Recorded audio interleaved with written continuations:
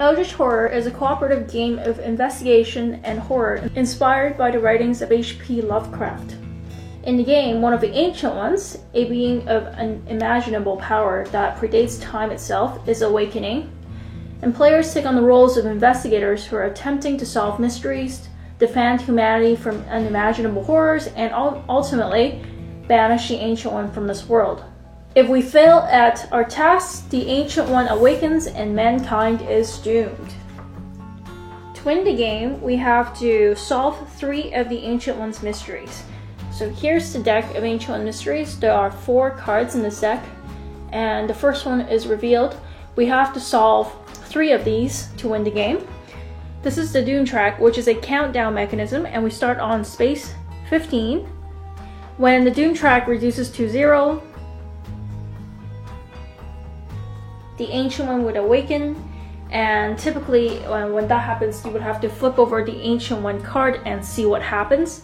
Usually you would have to solve a final mystery to defeat it, but in the case of the Ancient One that we're playing through, Azathoth, there is no final mystery. So if we flip over the card, it just says the world is devoured and we lose the game. So in the case of this Ancient One, we basically have to solve the 3 mysteries to win the game.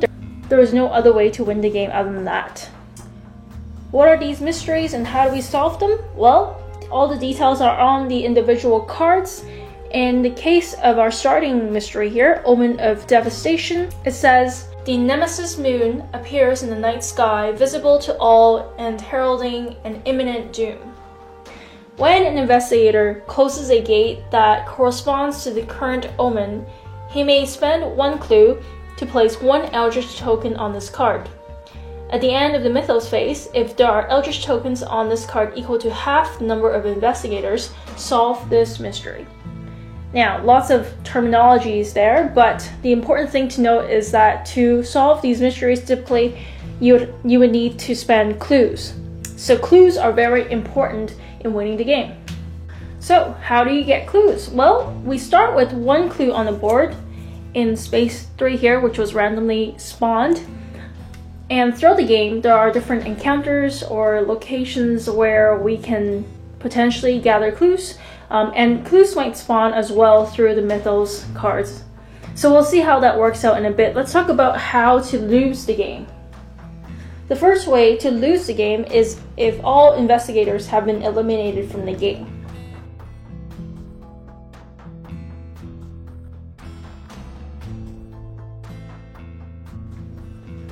There are also certain card effects which cause us to lose the game. These most frequently appear on some of the Rumor Mythos cards, which may come up in the Mythos deck. Finally, we also lose if we're required to draw the Mythos cards, and we cannot because the deck is empty. So this is also another timing mechanism here. In the case of Azathoth, the Ancient One, we also lose the game when the Doom track reaches 0 because the Ancient One awakens and the text says you lose immediately. Before we proceed further, let's get to know our characters a bit more. Our first investigator, or lead investigator at the moment, is Charlie Kane, who is the politician. You can see that as a politician, he has high influence. He rolls 4 dice when he tests his influence. He has pretty low lore, pretty low strength, and pretty low will, but this is where he's really good at, the influence part. As an action, Charlie can influence another investigator of your choice, and they may immediately perform 1 additional action. Also, he has a passive ability which says when you perform an acquire assets action, you may allow other investigators to gain any cards you purchase. We're going to talk about what this acquire assets action is momentarily. He starts with 4 health and 8 sanity. He also starts with a personal assistant which gives him +1 influence, and he can also reroll 1 die when resolving an influence test. So in effect, he has 5 influence. Our other character is Jacqueline Fine, who is the psychic. Jacqueline is strong in lore, pretty good in observation and will, but she is terrible at strength and not particularly good at influence. As an action, she may take trade any number of clues with an investigator on any space. Normally, you can only trade with other investigators on your space, but Jacqueline's ability is somehow she can probably telepathically communicate to the other characters of secrets about the Ancient One, so she may freely trade any number of clues with other investigators. As a passive ability, once per round, when another investigator gains a non-common condition, she also can look at the back of that card and gain one clue. So we have to keep in mind that she gains a clue when Charlie gains a condition, a non-common condition. She also has a Flesh Ward spell, which says once per round, when an investigator would lose health, she can test her lore, and if she passes, she can prevent the loss of 2 health. Here's how the turn works. We start with the action phase, then we move to the encounter phase, and we end with a mythos phase. In the actions phase, the players get to choose 2 actions. They can perform up to 2 actions. These are the options in terms of actions. The character can travel, moving around the board, prepare, gaining travel tickets. I'm going to show you that in a moment. Acquire assets, which is testing the influence of the character, and purchasing assets, or I guess influencing others to acquire certain abilities or weapons or allies from the assets area. Rest, gaining 1 health and 1 sanity. They can trade if they're in the same spot, and they can perform component actions, which means they can interact with things on the board or things that they have in their inventory. Let's jump into the game without going to a lot of rules, and I'll just show you as we go. So let's talk about our first strategy. Now, this is the mystery that we have in front of us. We have the Omen of Devastation, and we can close a gate that corresponds to the current omen, and then spend a clue to place an Eldritch token on this card. Now, let's take a look at the current omen. The current omen is this green comet symbol. So we need to close a gate that has that symbol, and it just so happens that the only gate we have on the board is in fact the green symbol. Therefore, it would be wise for us to travel over to Istanbul and attempt to close this gate. We also need to defeat the monster before that, but we want to close this gate before the Omen track moves forward, and after we close the gate, we can place a clue on the mystery card and solve the first mystery. So to do that, we need some clues. Well, where are the clues? We have 1 clue on space number 3. Jacqueline also started with 1 clue, so she is ready to go essentially, and perhaps I would want Charlie to go down and grab that clue. So let's start with Charlie, who is the lead investigator. We can do 2 actions, and the first action I want him to do is the acquire assets action, which means we test our influence and see how many assets we get to gain. So we're gonna roll for influence. He starts with 4 and +1 from the personal assistant. So we roll a total of 5 dice. Now, just a note that these dice do not come with the game. The game just comes with the regular dice, and these are sort of things that you can purchase from FFG's website. We're looking for the stars, which is printed on the 5s and the 6s. So if we roll 5s and 6, meaning if we roll the stars, it would count as successes. So let's roll 5.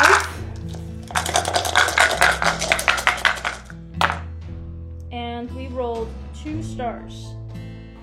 That means we can acquire assets from here that are worth 2 or less, or a total of 2 or less. The only item or the only asset that is 2 or less here is the fishing net. So we're gonna grab the fishing net. Now, normally you can add up the numbers on here. So let's say if there are 2 cards with value 1, you can grab 2 of the 1s instead of 1, 2. So let's grab the fishing net and we'll repopulate the space. So the next card is a weapon. Nice. We probably want to grab that soon as well. we're going to use Charlie's passive ability and give this card to Jacqueline Fine. The second thing Charlie is going to do is prepare to travel.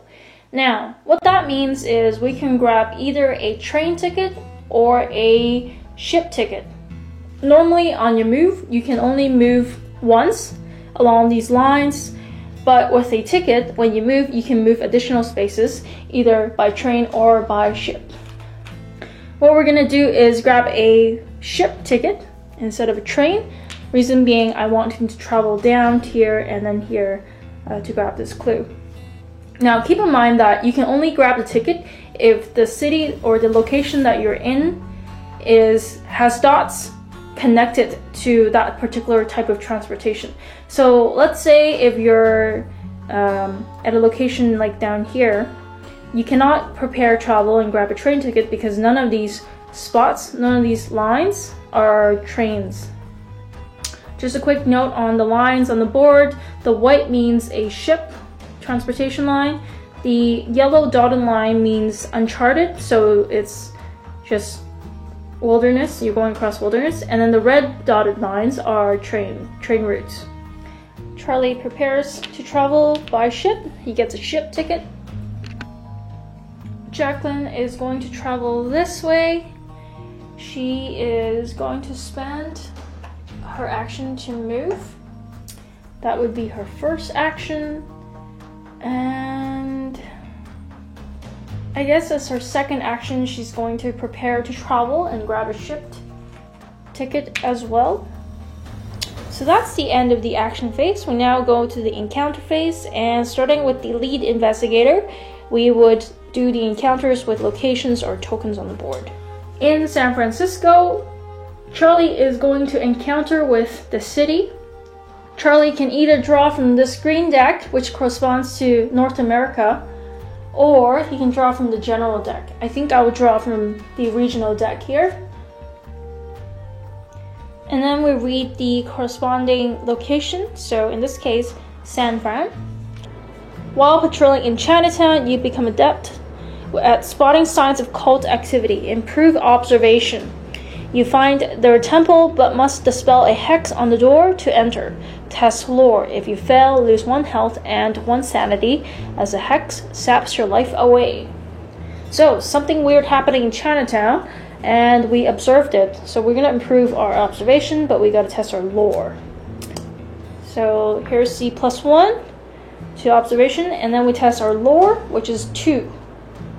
Get to roll 2 dice. And we failed because we did not roll any 5s or 6s. That means we lose 1 health and 1 sanity. Jacqueline Fine over in Arkham is going to encounter with Arkham. In the restricted section of Miskatonic University's library, you study an esoteric tome. Gain 1 incantation spell. You try to decode a note written in the margin. Test lore. If you fail, the words put strange visions into your mind. Gain a hallucinations condition.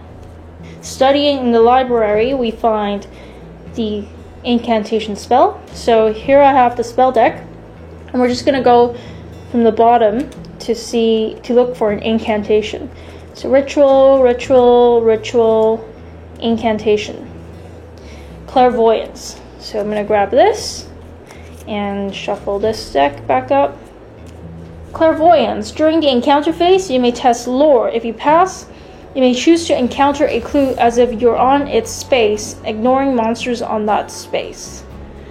Alright. Next, we're going to test our lore to see whether we get the... And there we have a success. We successfully decode the note written in the margins, and we do not gain hallucinations. Having finished the actions phase and encounter phase, we come to the mythos phase, where we draw the top card from the mythos deck. So let's take a look. And we have Lost Knowledge. Now the first thing you do when you see this card is resolve the symbols at the top. There is a nice reference in the back of the rulebook which shows all of the possible symbols and what they mean. So the green clue symbol means we spawn a clue on the board, and so we spawn in Tokyo. Next, this symbol means we place 3 Eldritch tokens onto the card, and then we read the text. Your contact in the capital is hesitant to speak about those called the Watchers. He says they work for a number of different governments, but answer to some other authority. We have an ongoing rumor. When this card enters play, spawn the Tick-Tock Man epic monster on space 21. When it is defeated, solve this rumor. Here's the epic monster Tick-Tock Man. They are pretty tough. They have toughness of investigators +2, so 4. And -2 strength, 3 damage. So I'll explain what these numbers mean when we enter combat, but this is not an easy monster. We place this on space 21. Space 21 is right above Sydney, all the way over here. So to get rid of this rumor, we have to defeat Tick-Tock Men, but we have a limited amount of time because it says that when there are no Eldritch tokens on this card all clues on the game board, then each investigator discards all clues. That's a huge penalty. We're going to lose all of our clues when this happens, and this happens when we run out of time, which is when all of these Eldritch tokens are off the board. So these tokens come off this card when this symbol occurs. There are certain Mythos cards with this symbol which would trigger this effect, and when it does happen, we have to discard 1 Eldritch token from this card. And when it happens 3 times, we lose all these Eldritch tokens. That means time is up, and we would trigger the effect where we lose all of our clues. Terrible. That's the end of the Mythos phase. We've completed our first turn of Eldritch Horror. Right off the bat, it's not easy already. We've got an ongoing rumor over here, and these guys are pretty hard to defeat, but our characters don't really have any weapons or strength to defeat monsters, so we'll have to figure out a way to grab weapons or increase our strength. Or maybe we'll just get really lucky with the dice roll, who knows? All that would unfold in the next turns of Eldritch Horror. But until then, stay tuned, and I'll see you guys next time.